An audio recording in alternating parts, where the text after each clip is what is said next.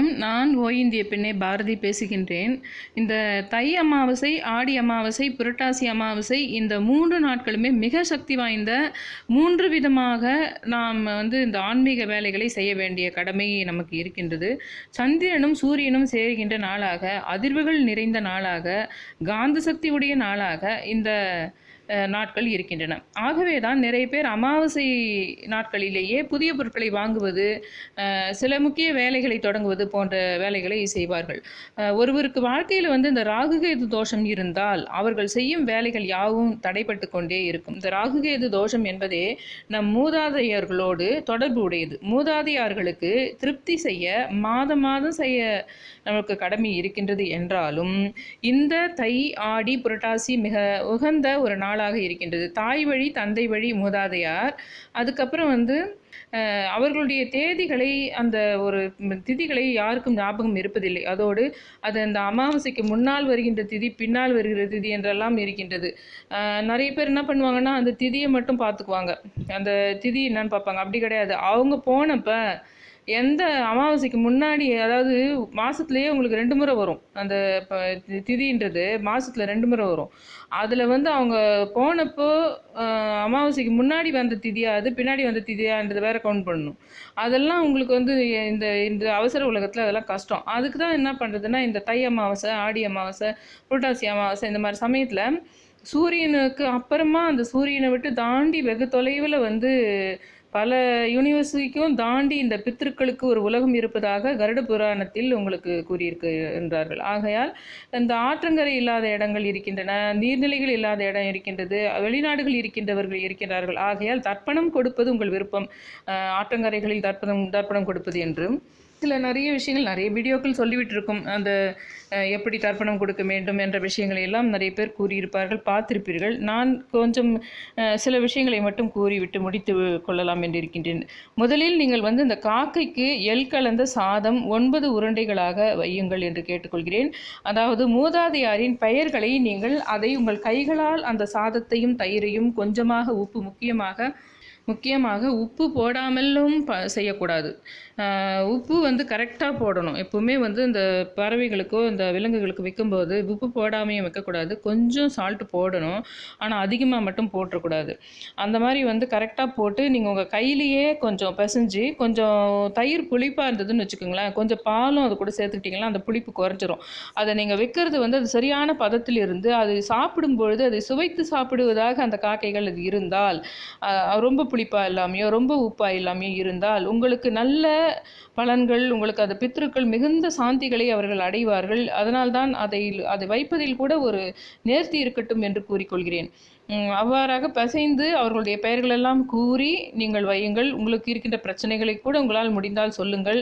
இந்த மாதிரியெல்லாம் இந்த வருடம் இப்பொழுது பிரச்சனைகள் எங்களுக்கு இருக்கின்றன, நீங்கள் தீர்த்து வையுங்கள் என்று கூட கேளுங்கள். அவர்கள் திருப்தி அடைந்தால் உங்களுக்கு அவற்றை சூட்சும ரூபத்தில் உங்களுக்கு தருவார்கள். ராகு கேதுனுடைய தோஷங்கள் இந்த அமாவாசையோடு தொடர்புடையதாக, அமாவாசையில் நீங்கள் செய்கின்ற பூஜைகள் யாவுமே உங்களுக்கு இருக்கின்ற அந்த ராகு கேது தோஷங்களை குறைப்பதாக இருக்கின்றது. ராகு கேது தோஷம் இருந்தாலே எந்த வேலையுமே செய்ய முடியாது, எதிலுமே முன்னேற்றம் இருக்காது. அமாவாசை காலங்களில் நீங்கள் செய்யப்படுகின்ற விஷயங்கள் எல்லாமே உங்களுக்கு அந்த தோஷத்தை குறைப்பதாக இருக்கின்றது. அதில் 2வதாக நம்ம போனோம்னா என்ன சொல்லலாம்னா, இந்த வருஷம் பௌர்ணமி வெள்ளிக்கிழமை வந்துச்சு. அதே மாதிரி வெள்ளிக்கிழமையே தேய்பிரை அஷ்டமியே வந்தது. அதே மாதிரி இப்போ தை அமாவாசையே உங்களுக்கு வெள்ளிக்கிழமையே வருது. அதனால் பைரவருக்கு நம்ம என்ன பண்ணணும் இந்த தை அமாவாசையிலன்றதை நான் சொல்கிறேன். வெள்ளிக்கிழமை வரதுனால அந்த பைரவர்கிட்ட எலுமிச்சம்பழத்தை வச்சு நம்ம கொண்டு வரதுன்றது ஒரு விஷயத்தை செய்யணும். அவர் திருஷ்டி நீக்கிற கடவுளாகவும் தீய சக்தி விளக்குகின்ற கடவுளாகவும் காலபைரவர் மிகுந்த சக்தி வாய்ந்தவராக இந்த அமாவாசை சமயங்களில் மிகுந்த அந்த சூட்சும கடவுளாகவும் அவர் இருக்கின்றார். எல்லா விஷயமும் இருக்கின்றது. அவர்களுக்கு தீய சக்திகளை விளக்கி எல்லா விஷயங்களும் அவர் செய்கின்றார். ஆகையால் இன்னும் சொல்லப்போனால் அந்த வானுலகத்தில் இருக்கின்ற அந்த ஆத்மாக்களோடு தொடர்புடைய ஒரு கடவுளாக கூட பைரவர் இருக்கின்றார். ஆகவே அவர்கிட்ட ஒரு எலுமிச்சம்பழத்தை, அவர் பாதத்திலேயே ஒரு எலுமிச்சம்பழத்தை வச்சுடுங்க.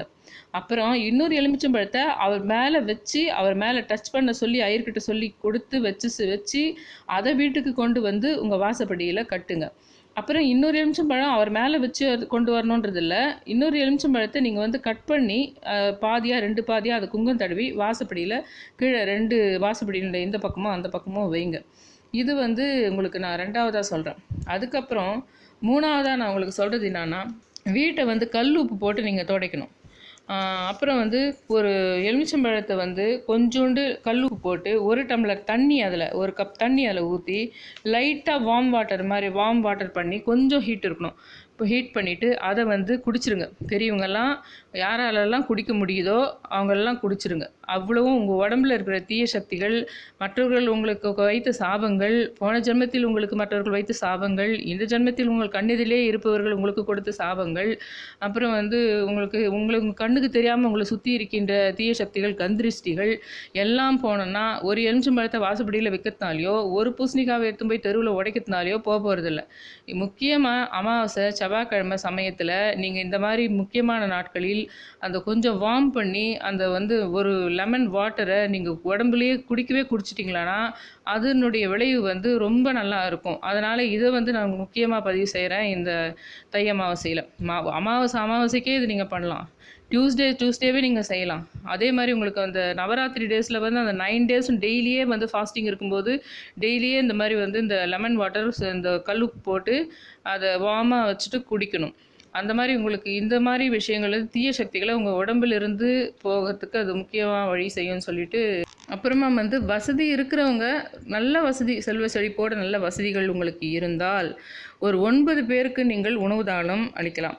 அதை விட இன்னும் வசதியானவங்களாகண்டி ஒரு வேளை நீங்கள் இருந்தீங்களான்னா கொஞ்சம் பேருக்கு நீங்கள் வந்து ஆடை தானமும் கொடுக்கலாம். பழசாக கொடுத்தாலும் பரவாயில்ல, புதுசு வாங்கி ஒரு 2 பேருக்கு கொடுத்தாலும் பரவாயில்ல. அது வந்து ரொம்ப முடிகிறவங்களுக்கு எல்லாருக்கும் அதை மெனக்கெட்டு கடன் வாங்கி கஷ்டப்பட்டு தயவு செஞ்சு செய்யவே செய்யாதீங்க. எந்த ஒரு பூஜையும், எந்த ஒரு கோயில் போகிறதும், எந்த ஒரு விஷயங்களையும் கஷ்டப்பட்டு கடன் வாங்கியாவது உங்கள் வயிற்றை கட்டியாவது செய்யவே செய்யாதீர்கள் தயவுசெய்து.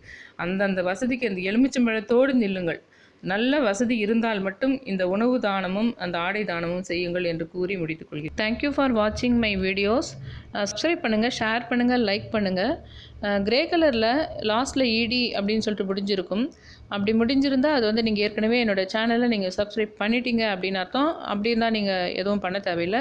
ரெட் கலரில் இருந்தால் மட்டும் நீங்கள் இது வரைக்கும் என்னோடய சேனலை சப்ஸ்கிரைப் பண்ணலன்ற மீனிங்காக இருக்குது. அதனால் நீங்கள் சப்ஸ்கிரைப் பண்ணணும்னு சொல்லிட்டு ரொம்ப ரிக்வெஸ்ட் பண்ணி கேட்டுக்கிறேன்.